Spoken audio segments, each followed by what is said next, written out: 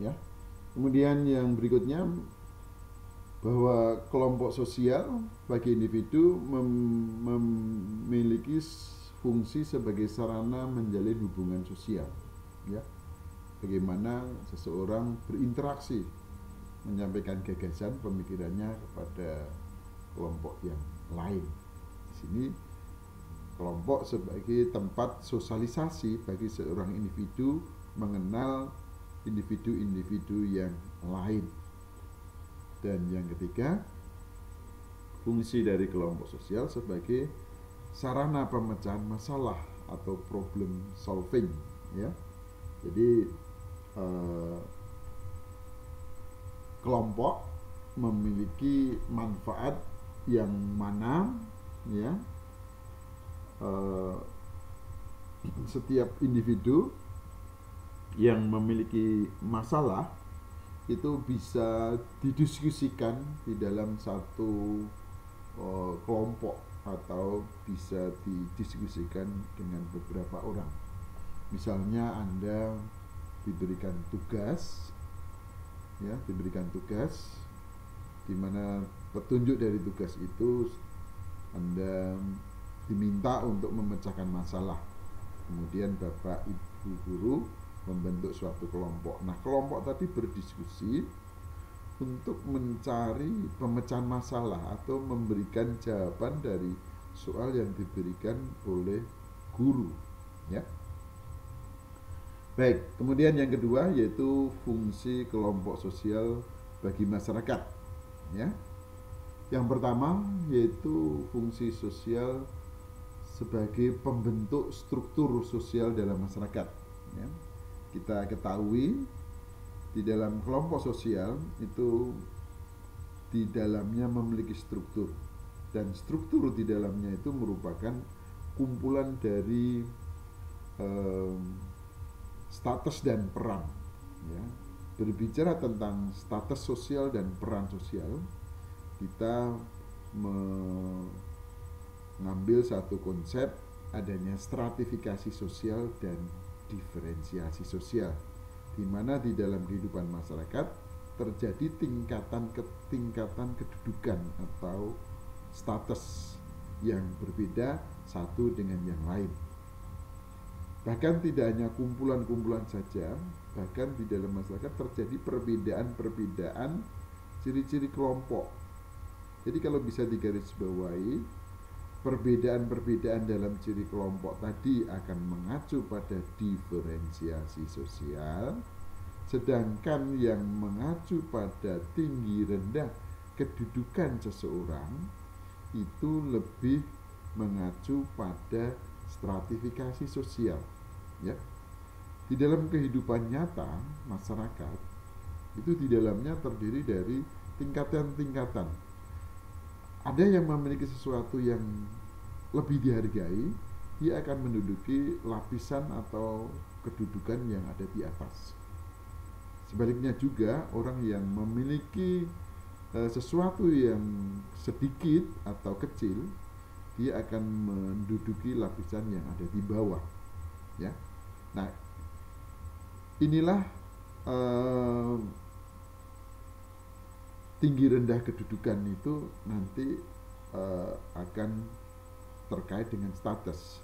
Misalnya di dalam pendidikan itu ada pendidikan SD, SMP sering disebut sebagai pendidikan dasar, ada SMA, SMK yang sering disebut sebagai pendidikan menengah, dan ada akademi, poltek, ya, universitas, sekolah tinggi, institut, itu merupakan tingkatan pendidikan tinggi. Nah, di dalam pendidikan ini kan juga memiliki beberapa tingkatan status yang dimiliki, seperti Anda memiliki status pendidikan menengah, ya, dan nanti setelah lulus SMA Anda akan memasuki kedudukan yang lebih tinggi. Nah, itu sebuah dinamika di dalam kehidupan masyarakat, ya. Ada yang sifatnya terbuka dan tertutup. Saya kira ini nanti akan dibahas di dalam bab khusus, yaitu bagian ini adalah stratifikasi sosial dan diferensiasi sosial. Baik. Kemudian yang berikutnya yaitu kelompok sosial, ya, berfungsi bagi masyarakat untuk membentuk nilai dan norma, ya. Kita tahu di dalam masyarakat itu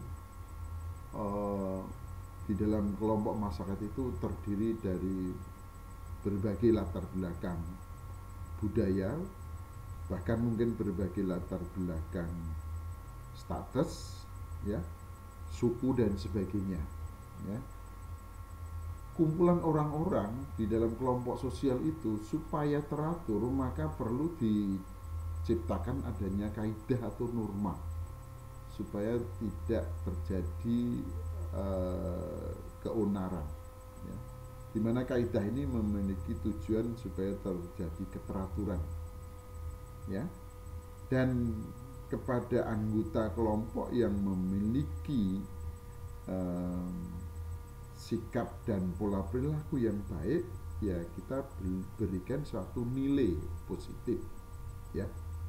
Nah, nilai inilah yang akan diwujudkan oleh masyarakat, karena nilai itu sebagai sesuatu yang diharapkan oleh setiap manusia, ya.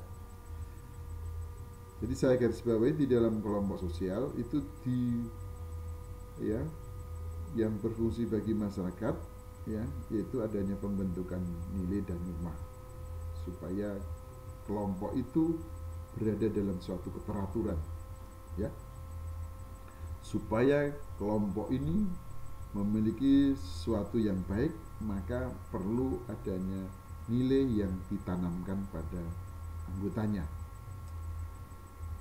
Yang terakhir yaitu kelompok sosial berfungsi bagi masyarakat, pengawasan sosial, ya. Bisa diumpamakan, ya, kelompok sosial itu sebagai rumah atau sebagai tempat bagi para anggotanya, ya. Maka supaya tindakan, perbuatan, sikap, ya, pola perilaku orang-orang yang ada di dalamnya, ya, supaya tidak terjadi pelanggaran, maka ada suatu pengawasan, ya. Bagi anggota kelompok yang berada dalam suatu wadah atau tempat tadi, apabila melanggar suatu ketentuan, kesepakatan bersama ataupun adanya aturan yang dimiliki, maka dia bisa menerima suatu sanksi, ya.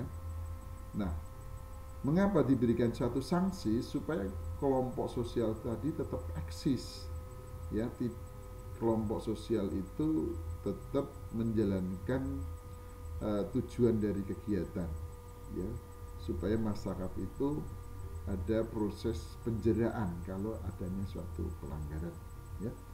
Demikian yang bisa kami sampaikan para siswa. Jadi untuk penugasan saya minta kepada Anda semua yang berikutnya nanti tolong dipelajari tentang kelompok, ya, sosial ini tugas mandiri dulu. Bapak belum membuat tugas kelompok karena situasinya baru seperti ini, ya. Jadi saya minta Anda bisa mengidentifikasi apa itu kelompok sosial yang teratur dan kelompok sosial yang tidak teratur, apa itu kelompok sosial semu dan kelompok sosial real, dan berikan contoh masing-masing, ya. Bisa Anda kirim tugasnya nanti ke Bapak, ya. Saya minta untuk tugas ini dikumpul ke satu orang dulu, ya.